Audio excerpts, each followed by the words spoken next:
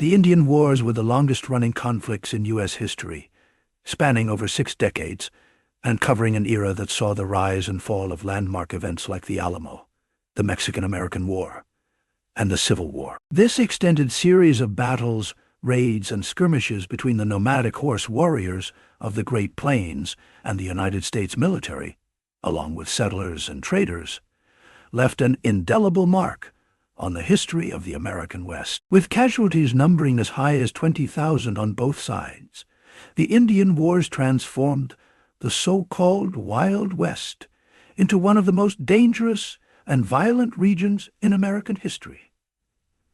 This long and often tragic struggle came to define the frontier era and left an enduring legacy that continues to influence the understanding of U.S. expansionism, native resistance, and cultural survival. The conflict's scope, duration, and devastating consequences for the indigenous peoples make it one of the most significant chapters in American history, intertwining narratives of survival, resilience, and irreversible cultural transformation. Long before the arrival of Europeans, the indigenous peoples of North America had established thriving and complex societies. Archaeological evidence suggests that humans have occupied the Americas for tens of thousands of years, creating civilizations that rivaled those of Europe, Asia, and Africa. In what is now the United States, Paleo-Indians hunted mammoths and mastodons,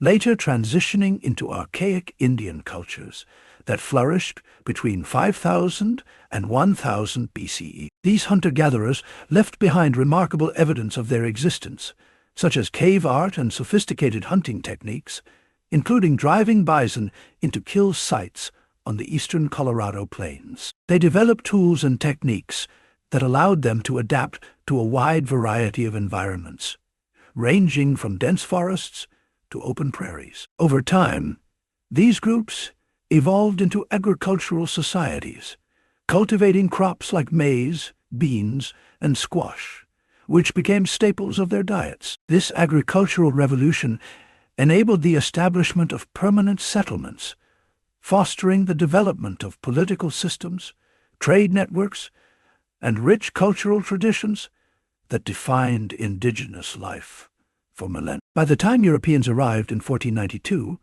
many indigenous groups had developed intricate social structures, spiritual practices, and trade networks that spanned the continent. In the East, mound-building cultures flourished, constructing massive earthen structures for ceremonial and burial purposes. In the Southwest, the Anasazi and their contemporaries built impressive cliff dwellings and irrigation systems to sustain their communities in the arid desert. However, the arrival of Europeans brought devastation in the form of diseases like smallpox and measles, which decimated native populations. Warfare and displacement further destabilized these societies, leading to the collapse of many advanced civilizations. By the 17th century, indigenous groups had reorganized into smaller, more mobile tribes that Europeans encountered during colonization, including the tribes of the Great Plains,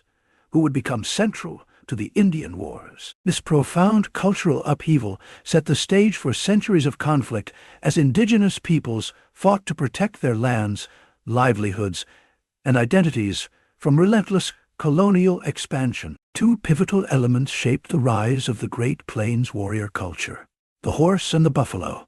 The introduction of the horse, brought by Spanish explorers in the 16th century, revolutionized indigenous life on the plains. Following the Pueblo Revolt of 1680, in which Pueblo Indians expelled Spanish colonizers and released their livestock, horses began to spread rapidly across the plains. Within a century, tribes such as the Cheyenne, Sioux, Comanche, and Kiowa had integrated the horse into their daily lives, transforming into nomadic horse cultures. The horse allowed these tribes to travel vast distances, expand their territories, and hunt buffalo more efficiently. It also elevated their ability to conduct warfare, as mounted warriors could strike quickly and retreat before their enemies could respond. Horses became symbols of wealth and power, with large herds signifying the status and influence of a tribe or individual. The American buffalo, a species indigenous to the continent, became central to the Plains tribes' way of life. Buffalo provided food, clothing, tools, and shelter, making them essential for survival. Herds of buffalo, estimated to number between 60 and 80 million before European settlement, roamed the plains, creating a seemingly limitless resource. Plains tribes developed sophisticated hunting techniques, often driving herds into enclosed areas or cliffs to harvest large numbers at once. They used every part of the buffalo, from its meat and hide to its bones and sinew, ensuring nothing went to waste. The spiritual significance of the buffalo further underscored its importance, with many tribes incorporating the animal into their ceremonies, mythology, and daily ritual. The emergence of a warrior horse culture among the Plains tribes was one of the most remarkable cultural transformations in human history. By the early 18th century, tribes like the Comanche had become master horse breeders, owning extensive herds and developing a nomadic lifestyle that revolved around buffalo hunting and intertribal warfare. The Cheyenne, Arapaho, and Sioux followed similar paths, adopting horses and expanding their territories across the central and northern plains. For these tribes, warfare became not only a means of defense, but also a way of life, with young warriors earning prestige through acts of bravery and skill in battle. Warrior societies, such as the Cheyenne Dog soldiers and the Lakota Akisita, played central roles in tribal governance and cultural identity. These societies enforced codes of honor, organized raids, and provided leadership during times of war, ensuring the survival and cohesion of their people in an increasingly hostile environment. While the Plains tribes were flourishing, the United States was expanding westward, driven by the ideology of manifest destiny, the belief that the U.S. was destined to expand across the North American continent. This expansion brought settlers, traders, and miners into direct conflict with the indigenous peoples of the plain. The Louisiana Purchase of 1803 and the subsequent exploration of the Western Territories by Lewis and Clark opened the floodgates for settlers and traders, moving westward along routes like the Oregon and Santa Fe trails. Land hunger, fueled by promises of economic opportunity and fertile farmland, led waves of settlers to encroach on native territories, often in violation of existing treaties. The discovery of gold in California in 1848 further accelerated this westward push, drawing tens of thousands of prospectors across the plains in search of fortune. The U.S. government initially sought to negotiate with native tribes through treaties, often promising land and resources in exchange for peace. However, these treaties were frequently broken, and the pressure of settlers encroaching on indigenous lands led to increased hostilities. The construction of military forts along key trails, such as Fort Laramie in Wyoming and Fort Leavenworth in Kansas, further exacerbated tensions. These forts served as hubs for trade, diplomacy, and military operations,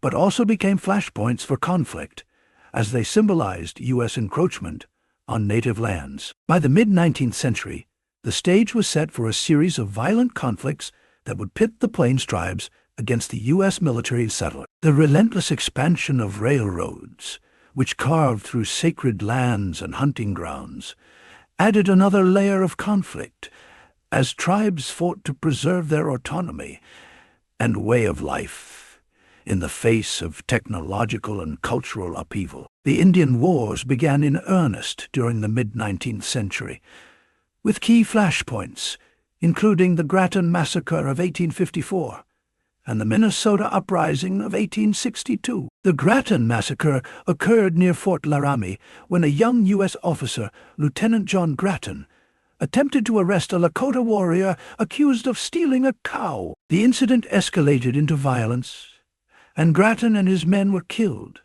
sparking a wave of retaliatory attacks by the U.S. military. This event marked the beginning of a long and bloody struggle between the Lakota Sioux and the United States. It also underscored the deep cultural misunderstandings and conflicting values that fueled the broader conflict, as the U.S. government sought to impose its authority over a people whose ways of life were fundamentally at odds with Western notions.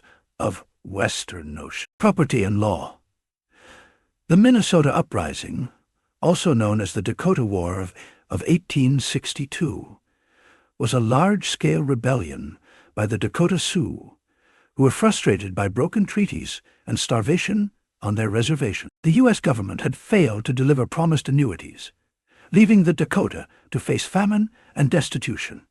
In desperation, they launched a series of attacks on settlements and military outposts, killing hundreds of settlers and soldiers. The uprising was brutally suppressed by U.S. forces, culminating in the largest mass execution in U.S. history, where 38 Dakota men were hanged.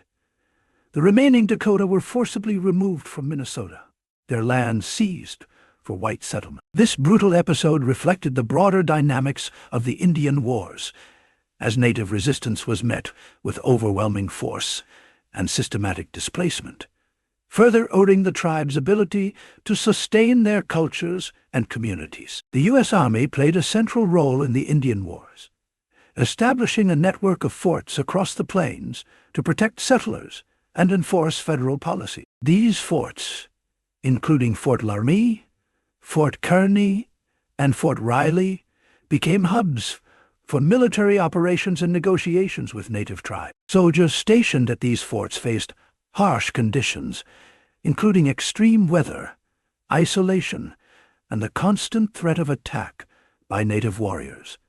They lived under the constant shadow of danger, with raids and skirmishes occurring frequently. The Army's strategies evolved over time, moving from defensive postures to aggressive campaigns aimed at destroying the tribe's ability to resist. Generals like William Tecumseh Sherman and Philip Sheridan implemented total war tactics, targeting not only warriors but also villages, food supplies, and buffalo herds. Sherman famously stated, "The only good Indian is a dead Indian," reflecting the ruthless approach taken by military leaders to eliminate Native resistance. These strategies devastated the Plains tribes, leading to widespread starvation and displacement. The slaughter of buffalo herds, often encouraged by the U.S. government, dealt a crippling blow to the tribe's way of life, as it eliminated their primary source of sustenance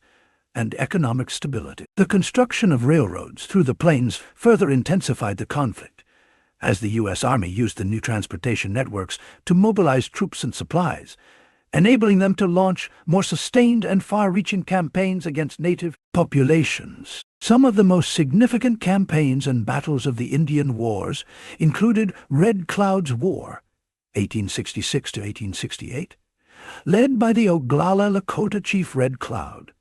This conflict was sparked by the construction of forts along the Bozeman Trail, which cut through the Powder River Basin.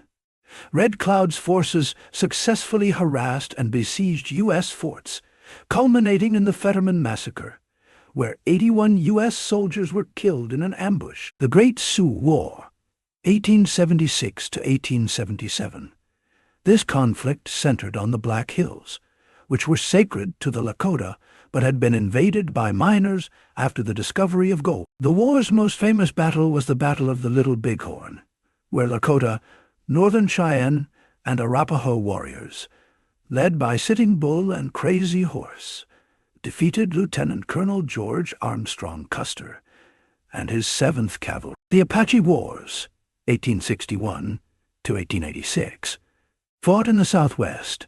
These wars involved leaders like Cochise and Geronimo, who resisted U.S. attempts to confine their people to reservations. Geronimo's eventual surrender in 1886 marked the end of major armed resistance by native tribes. Each of these conflicts highlighted the resilience and tactical ingenuity of native warriors, who used their intimate knowledge of the land and their formidable combat skills to challenge a far larger and better-equipped enemy. Despite the immense challenges they faced, the Plains tribes maintained their cultural identities and resisted assimilation. Traditional ceremonies, such as the sun dance and vision quests, reinforced their spiritual connections and provided solace during times of hardship. Warrior societies, which played central roles in battles and raids, also helped to preserve tribal cohesion and traditions.